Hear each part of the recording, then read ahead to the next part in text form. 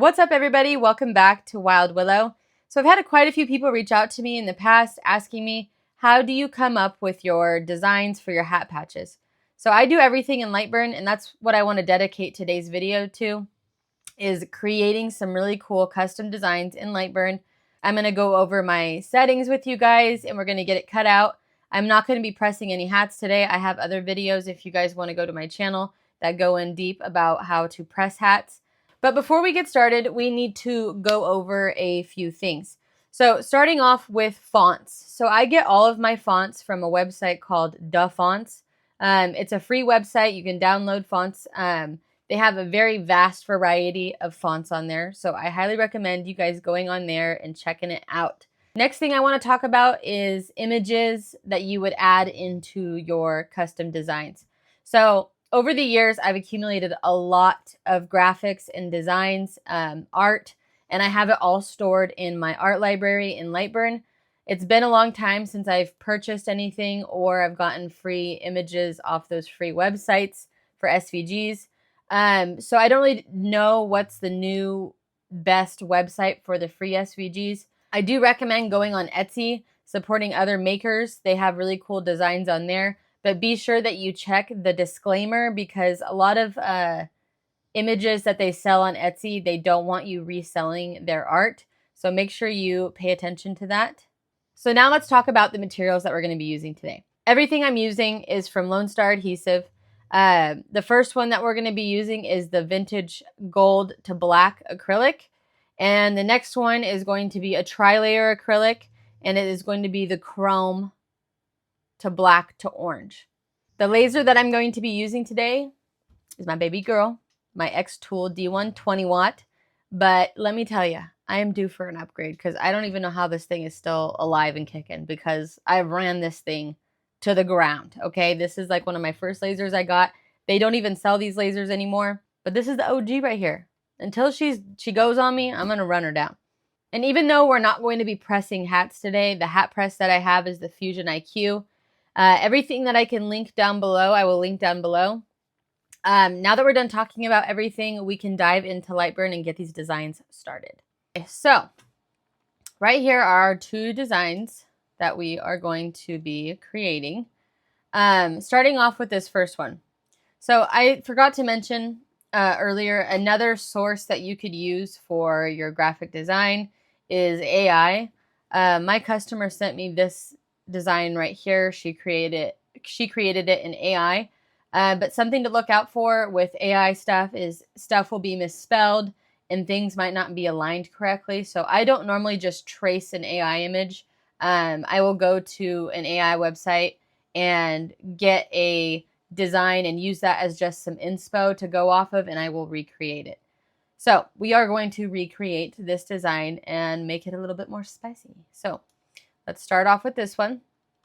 So I'm going to show you guys how I already have a bunch of templates of cutouts for patches on my Etsy if you guys want to check it out. And I don't know if I have this one on here, but I will be sure to add it soon. But I am going to show you guys how to create this border. So we are going to start off by getting a rectangle like this. And let's go. And you guys are going to see me go switch back and forth from line to fill. If you do not have a fancy little mouse like I do that has buttons on it, you can come up to Window and go to Filled Course and then Wireframe Course. We are going to convert this to path. We're going to turn our nodes. And then right here, you're going to hover over the line and you are going to press M for midway. It's going to put a node midway. And then you can use your arrow key, or you can hold down shift. So with the arrow key, you can go up and you know that's center. Or if you hold down shift and drag the node, you can bring it to different points. But all of these points and all of these blue lines are straight. So for me, I personally will use my arrow keys. Let's see how high we're going to go. That's good. Okay.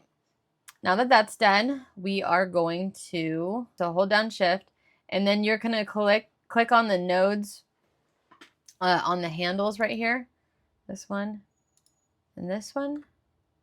And then you will use your arrow key to bend it up like that.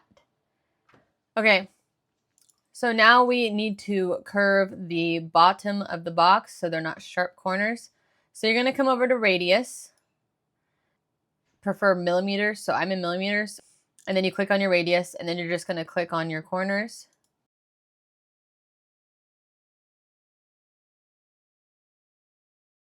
There.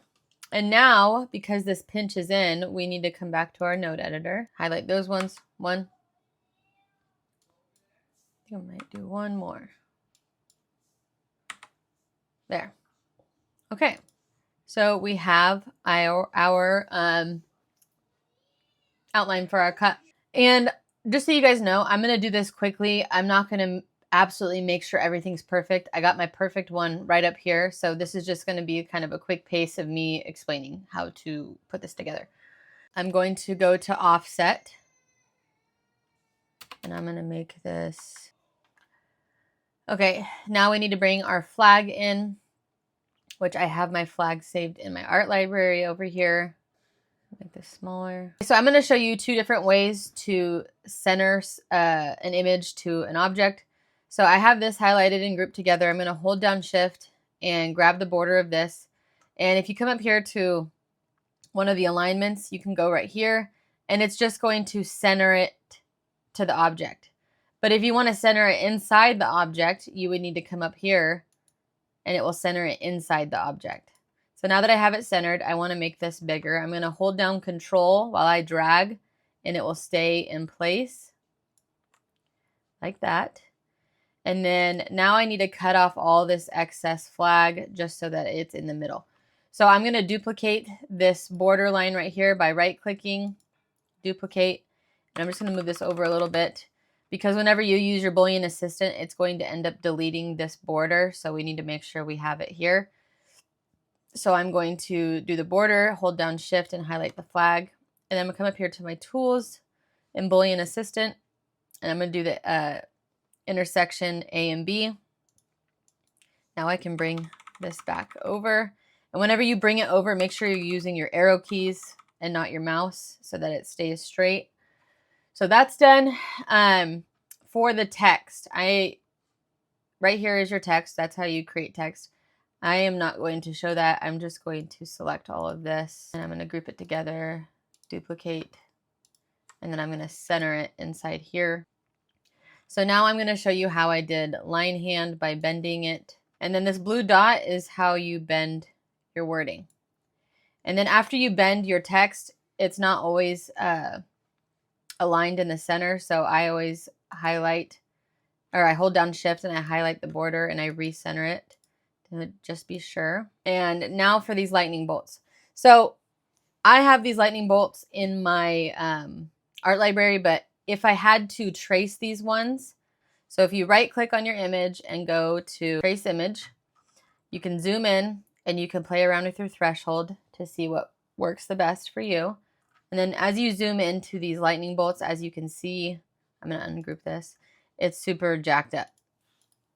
So I'm going to use my node editor, and I want to keep a node in every single corner of this lightning bolt here. And I'm not going to do the whole thing, but I'm just going to give you an idea. So you can highlight your nodes and then you press D for delete and it will straighten everything out.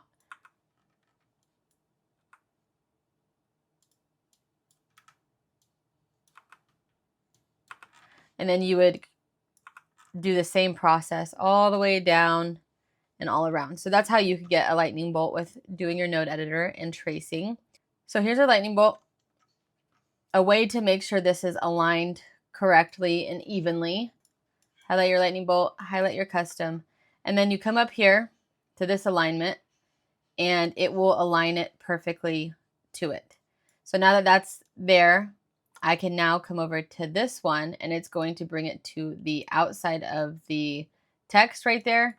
And then I'll just use my arrow key and count 1, 2. And then I'm going to duplicate this and mirror it.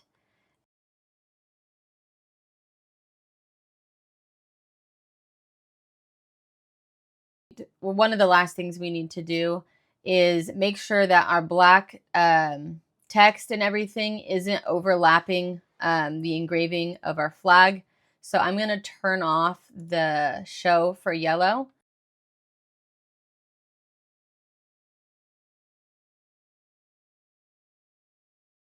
I'm going to move this over because we're going to need that. I'm going to show the flag again, highlight everything that we just duplicated, and then hold down Shift and highlight our flag. And then I'm going to come up here to Boolean Assistant, and I'm going to find the one that has the empty space for our text. So this is the one we want. It's okay that it changed the color because we can change it back. So there's that. I'm going to change it back to yellow with my arrow keys, and it'll drop right into place. So now that way it's not overlapping each other. The last thing we need to do is duplicate this and change it to a different color for our cut. And we are all done. Okay, so now we have our PG&E logo that we're doing out of the chrome, black to orange. Okay, so for starters, for the text, I am just going to duplicate the actual text here.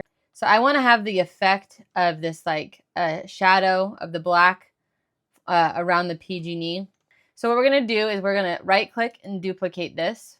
We're going to turn it black. And we are going to hold down Control because you want to do little bits at a time, and that's what the Control button will do. We're going to use our arrow key, 1, 2, just like that.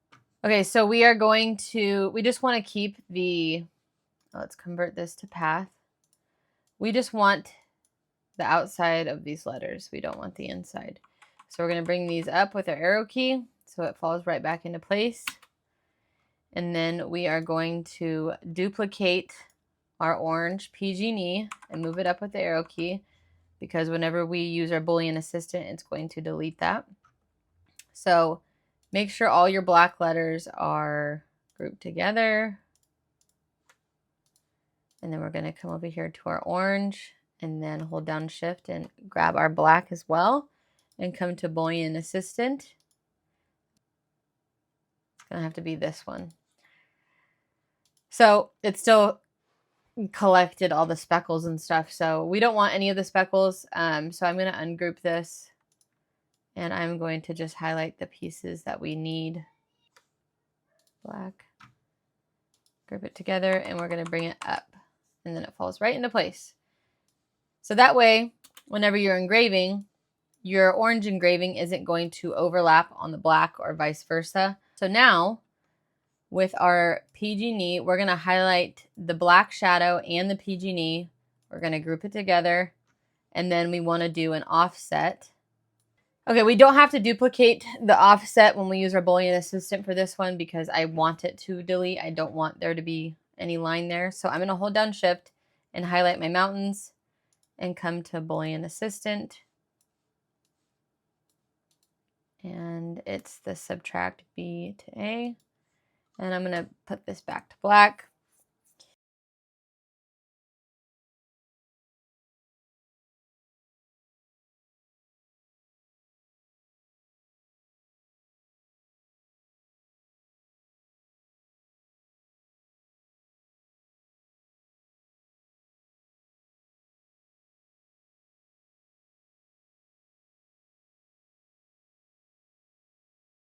I did the same concept with the corrosion department with the shadow.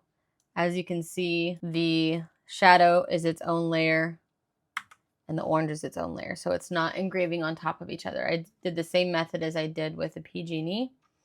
I'm going to highlight all of this. Go to offset for our cut.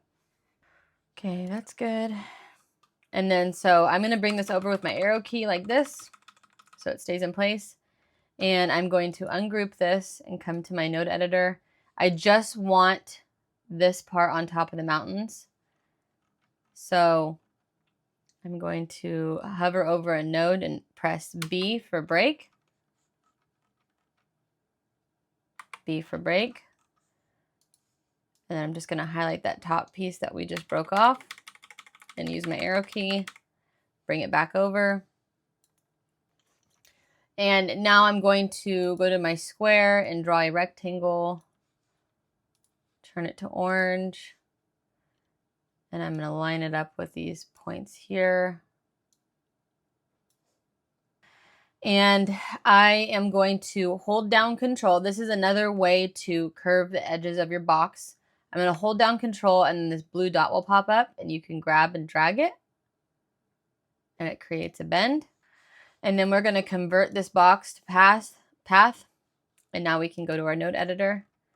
I'm going to hover over this node and press B for break on my keypad, B for break, and then double click on this line and delete it. And then I'm going to highlight these, press D for delete, and then your node should snap on.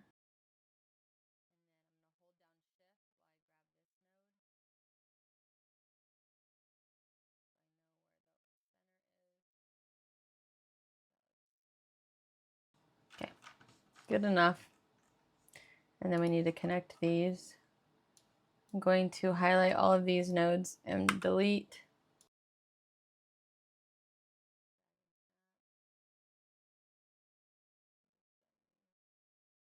That. And then I'm going to go back to node. I'm going to highlight these down here and then hold down Control and use my arrow to bring that up. And I'm going to come back to offset, hit OK, and now those are orange. There you have it. There's our PG&E design. Hopefully you guys were able to learn a couple things today on these designs. Now we're going to jump into our material settings. All right, before I tell you my settings, I want to show you guys something that's very crucial in this process. Because with this, the first patch we did, we are going to be doing a light engraving where the American flag is, so it's very subtle. And the only way that I was able to find that shade is by running material test. Run your material test. You'll pull very cool shades out of your material, and you can utilize them in your patches and make them have a lot more contrast, pop. It's the best. Okay, so for our first patch, the gold engraving, the very subtle engraving on our vintage gold to black acrylic.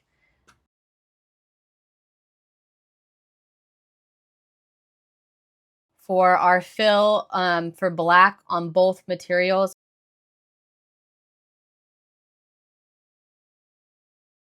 And then for our cut, I have everything saved in my material library.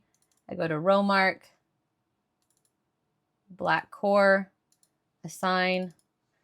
And for our first cut, it's going to be 900 speed, 55 power, 3 passes. And then for our line 2, it's going to be 900 speed, 80 power, 2 passes. Whenever you're running any of your materials on your lasers, you need to have, when you're working with this kind of material, leatherette, all that kind of stuff, your air needs to be set to high when you're cutting and very low whenever you're engraving. You're going to get cleaner engravings whenever your air is set to low. It won't build up. So be sure to check your air. You guys, these patches turned out freaking amazing. I say this about almost all of my new patches that I do. I'm like, this is my favorite. Okay, this gold one is probably one of my faves now, honestly. It turned out so good. If you guys were following along in today's video and you're watching me and you have easier ways to do things in Lightburn that would help me out, please leave it in the comments. I'm always eager to learn more when it comes to Lightburn. And I would like to do more Lightburn videos and like a series of these like graphic design videos and have them get a little bit more detailed and intricate as time goes on. So if you guys are interested in more videos like that, please leave it in the comments to let me know, because I don't want to make them for no reason. But if you guys want to see some more videos like this and have some more fun patches to do, please let me know. Everything that I can link, I'm going to link down below. And if you guys use my discount codes, thank you.